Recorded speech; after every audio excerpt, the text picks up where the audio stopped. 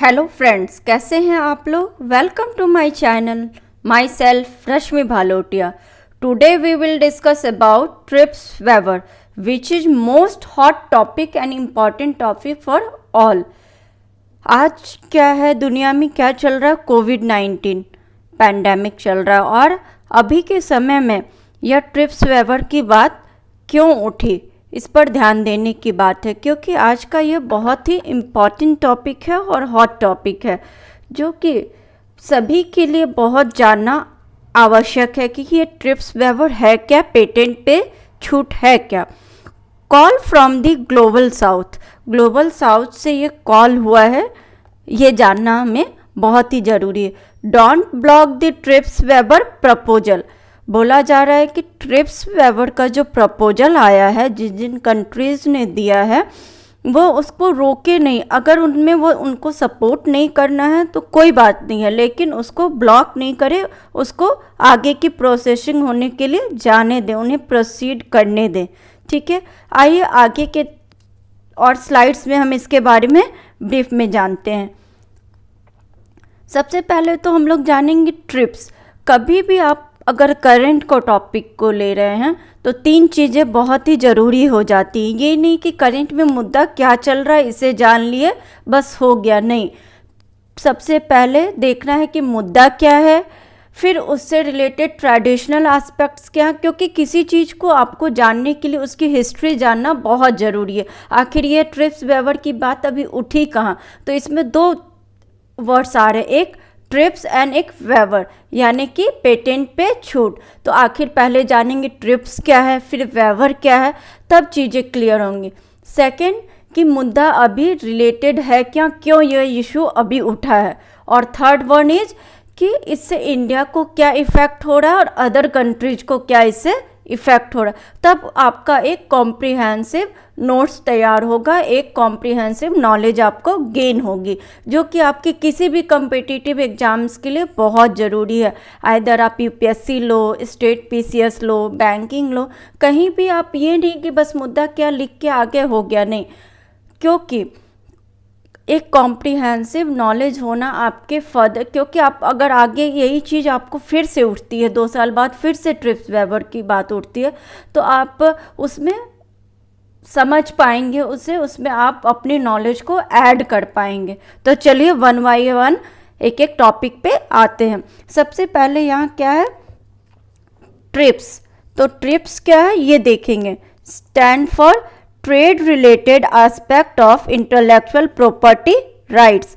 Trips क्या है, trade related aspect of intellectual property rights, यानी कि बौद्धिक संपदा अधिकार। ट्रेड से रिलेटेड जितने भी ट्रेड हैं, मतलब जो भी एक्सपोर्ट हो रहा है, इंपोर्ट हो रहा है, वो उससे रिलेटेड जितने भी इंटेलेक्चुअल प्रॉपर्टी राइट्स हैं, उससे रिलेटेड जो भी मुद्दा होता है वो कहाँ सॉल्व होता है, वो ट्रिप्स में होता है। ये ट्रिप्स एक काउंसिल है जो WTO की काउंसिल है, ठीक है, जो कि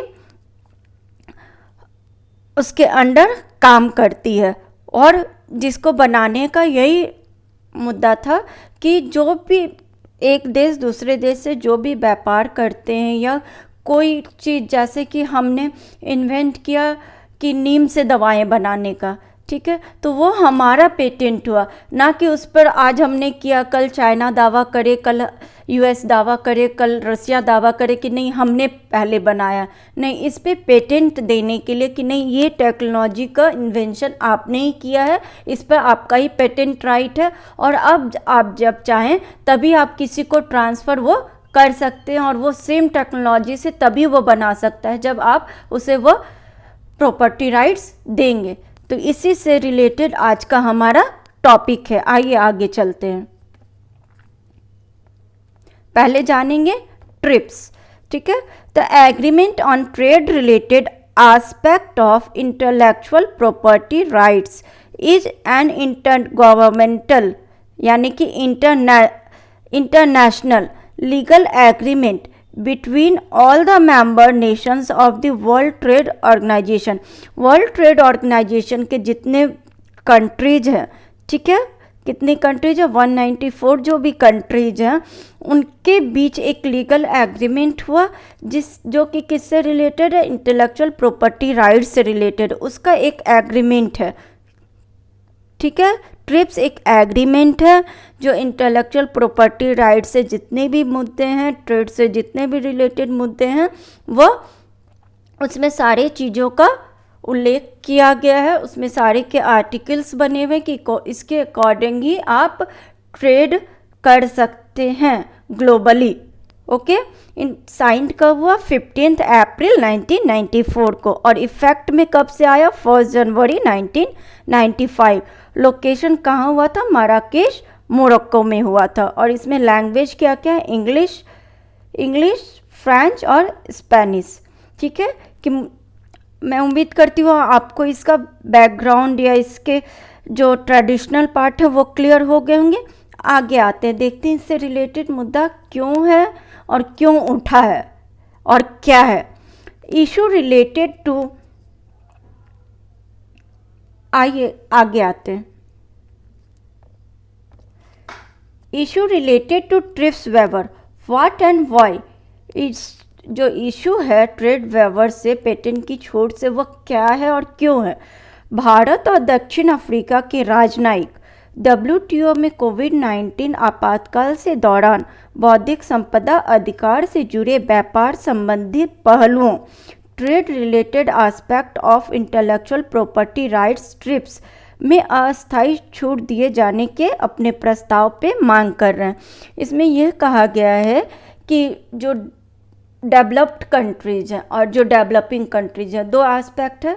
तो डेवलपिंग में कौन आ जाते हैं, जैसे इंडिया है, साउथ अफ्रीका है, और भी बहुत सारी कंट्रीज, और डेवलप्ड में USA है, चाइना है, रशिया है, ये सब हो जाते हैं जो कि विकसित हो गए, और हम लोग क्या हैं, विकासशील देश में आ जाते हैं।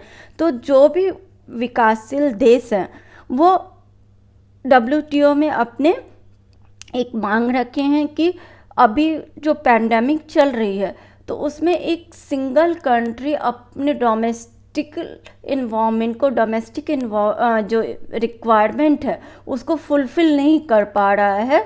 किसके रिगार्डिंग, कोविड-19 के वैक्सीन के रिगार्डिंग, उसके मेडिसिन के रिगार्डिंग, उसके इक्विपमेंट से रिगार्डिंग, जैसे वेंटिलेटर हैं, ऑक्सीजन हैं, जो भी मेडिसिन्स हैं, उससे रिगार्डिंग वो अपने रिक्वायरमेंट्स को फुलफ़िल नहीं कर पा रहा है, क्योंकि आइदर उसे फिनेंशियल सपोर्ट की ज़रूरत है, उसे टेक्निकल सपोर्ट की ज़रूरत है, ये सब क्या है वहाँ इनसफिशिएंट है। इसी के लिए WTO में एक मांग रखी गई है कि कुछ समय के लिए, आइदर वो 1 साल, 2 साल, 3 साल के लिए अस्थाई, मतलब परमानेंट नहीं, टेम्प्रोरी कुछ छूट दी जाए, जिससे कि अभी के जो पैंडेमिक की स्थिति हो रखी है, जो सीरियस स्थिति हो रखी है, उससे ग्लोबली हम लोग उभर सके और चीज़ें कंट्रोल में आ सके। इसलिए यह मांग अभी उठी है। आइए आगे देखते हैं। What is the advantage of TRIPS waiver. TRIPS waiver से एडवांटेज क्या होंगे, क्योंकि ठीक है किसी ने मांग तो उठा दी, लेकिन वह मांग जायज़ है या नहीं, वह सही है या नहीं है, तो इसको चीज़ें देखेंगे पहले हम लोग। अगर पेटेंट में छूट मिलती है तो भारत समेत कई देशों में वैक्सीन उत्पादन बढ़ सकता है। अगर आयात के बजाय घरेलू उत्पादन होगा तो निश्चित तौर पर टीकों के दाम घटेंगे। पब्लिक हेल्थ एक्सपर्ट्स का कहना है कि छूट को दवाओं तक भी बढ़ाया जाना चाहिए। अगर पेटेंट में छूट मिलती है तो भारत समेत और भी जो विकासशील देश है, जो कि अपने डोमेस्टिक डिमांड को पूरा नहीं कर पा रहे हैं, तो उन्हें क्या फ़ायदा होगा। अगर आप कहीं से मंगवाते हैं तो आपको क्या देना पड़ेगा, इंपोर्ट ड्यूटी देनी पड़ेगी। अगर आप घर में ही वो चीज़ बना रहे हैं तो आपको वो ड्यूटी तो बचेगी, तो उससे क्या होगा, कॉस्ट ऑफ प्रोडक्शन कम आएगा, तो जिससे ज़्यादा लोग उसके सुविधा ले पाएंगे, ज़्यादा लोग उसको उपयोग कर पाएंगे, ज़्यादा लोग के पहुंच तक वह चीज़ पहुंच पाएगी। इसलिए यह बहुत ज़रूरी है कि अभी कुछ के टाइम में इस पर छूट दी जाए, जिससे टीकों के दाम भी घटेंगे, मेडिसिन्स के दाम भी घटेंगे, इक्विपमेंट्स के दाम भी घटेंगे। तो यही बात उठाई जा रही है कि कुछ समय के लिए ट्रिप्स वेवर दिया जाए, हमें टेक्नोलॉजी दे दी जाए और हमें कुछ फिनेंशियल हेल्प भी किया जाए। अभी रेमडेसिविर जैसी कई दवाएं हज़ारों रुपये में मिलती हैं। पेटेंट में छूट के बाद अनेक जेनरिक वर्जन काफ़ी सस्ते में उपलब्ध हो सकेंगे। कीमतों में कितनी कमी आएगी इसे लेकर अभी कुछ साफ तौर पर नहीं कहा जा सकता। अभी जो रेमडेसिविर दवाई वो क्या हज़ारों में मिल रही हैं, तो उससे क्या हो रहा है कि सभी लोग नहीं ले पा रहे हैं। ठीक है, तो उससे पेटेंट में छूट के बाद क्या होगा, जो ज़रूरी की चीज़ें हैं वो काफ़ी सस्ते में उपलब्ध हो पाएंगी, कीमतों में कमी आएगी। और कितनी आएगी ये तो नहीं कहा जा सकता, लेकिन अगर आप एक उदाहरण के तौर पर ही आप सोच लें कि अगर कोई खाना है आप अगर रेस्टोरेंट से मंगा रहे हैं और उसी को आप घर में बना रहे हैं तो कीमतों में कितनी अंतर आती है, वही चीज़ है। ठीक है, आगे benefits of temporary TRIPS waiver. Temporary जो ट्रिप्स वेवर है उससे क्या बेनिफिट्स होंगे। भारत का कहना है कि इस छूट का मकसद औषधीय कंपनियों को दिए गए संरक्षण को समाप्त करना नहीं है, बल्कि इसके तहत केवल 19 टीके संबंध दवाओं और उपचार पर जोर होगा। भारत, दक्षिण अफ्रीका और कई अन्य देशों द्वारा लाए गए इस प्रस्ताव का मकसद निम्न और मध्यम आय वाले देशों को आसानी से और उचित कीमत पर वैक्सीन उपलब्ध कराना है। भारत का यह कहना है कि छूट का मकसद ये नहीं कि जो जितनी भी फार्मास्यूटिकल्स कंपनी हैं उनको जो इंटेलेक्चुअल प्रॉपर्टी राइट्स दिए गए हैं उसको ख़त्म करना नहीं, लेकिन कुछ समय के लिए उसमें कुछ छूट दी जाए, जो कि WTO का एक मोटिव है कि जो भी हेल्थ इशू है अगर वह उठता है ग्लोबली तो कुछ चीज़ों को ढील दी जाएगी, कुछ आर्टिकल्स में कुछ ढील दी जाएगी, कुछ रिजम्पशंस दिए जाएंगे। तो इसीलिए यह मुद्दा अभी उठा है, क्योंकि अभी पैंडेमिक है और सारी कंट्रीज जो है अपने वो नहीं कर पा रहे उस चीज़ को। जैसे कि अभी ऑक्सीजन की कमी हुई तो क्या हुआ, कुवैत से ऑक्सीजन आया, कतर से आया, रशिया से वैक्सीन आई, USA से वैक्सीन आई। तो ऐसे ये ऐसी पैंडेमिक है जिसे एक कंट्री नहीं सॉल्व कर सकता, इसे ग्लोबली हम लोग को एक साथ होना पड़ेगा। ये ग्लोबली स्ट्रैटेजी तैयार करनी पड़ेगी, चाहे वो जियोपॉलिटिकल स्ट्रैटेजी हो चाहे इकोनॉमिकल स्ट्रैटेजी हो। ठीक है स्टूडेंट्स और माय डियर फ्रेंड्स, तो आगे बढ़ते हैं। सो फ्रेंड्स, मुझे उम्मीद है कि आपकी कुछ चीज़ें सॉल्व हुई होंगी, कुछ आपने नॉलेज गेन किया होगा, जो कि मेरा मेन मोटिव है कि लोगों को मैं अवेयर करा सकूं जो करंट सिनारियो है। ठीक है, और आगे भी मैं इस टाइप के कॉलम्स, इस टाइप की टॉपिक लेती आऊँगी जो कि आम पब्लिक के लिए, आम जनता के लिए बहुत ही जानना आवश्यक है। लोग बोलते हैं इससे हमें मतलब नहीं, जानना चाहिए। अगर आप कैपेबल हैं पढ़ने में, समझने में, करने में, तो आपको चीज़ें जाननी चाहिए। इससे आपको क्या होगा, एक नॉलेज आपका बिल्डअप होगा, आप चीज़ों को समझेंगे, आप देश दुनिया को जान पाएंगे।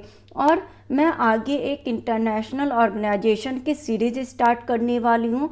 अगर आप इंटरेस्टेड हों तो मेरे सब चैनल को सब्सक्राइब ज़रूर करें, जिससे आपको अपडेट्स मिलती रहेंगी।